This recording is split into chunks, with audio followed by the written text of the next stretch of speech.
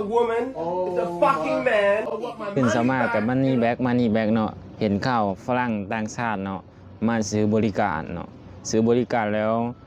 ถูกตัวเนาะถูกตัวว่าเป็นผู้หญิงเนาะวูแมนฮิมอีอย่างประมาณนี้แหละเขากับเป็นภาษาอังกฤษนะครับพวกเข้าใจอยู่เขาว่านะประมาณว่าเรามาซื้อบริการนะผู้ขายบริการนะว่าเป็นผู้หญิงเราคิดว่าในนั้นทีแรกนะ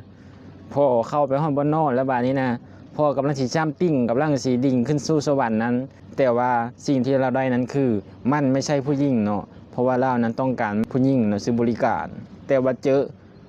ผู้หญิงคือกันแต่ว่าเป็นหญิงสาวสองก็เลยเกิดเหตุการณ์ทะเลาะกันขอเงินคืนมันนี่แบ็กเนาะโอ้มันก็เข้าใจอยู่เพราะว่า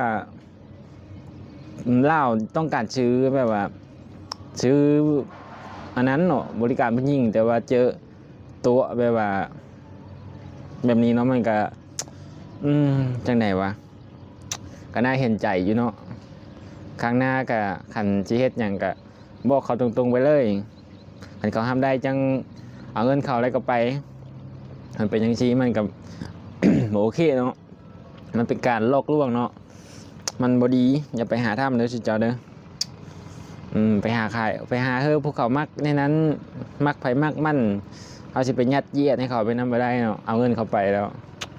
มันนี่แบ็กเห็นเต็มเมื่อคืนนี้เพิ่งข่าวนะหากมาลงตอนนี้แหละ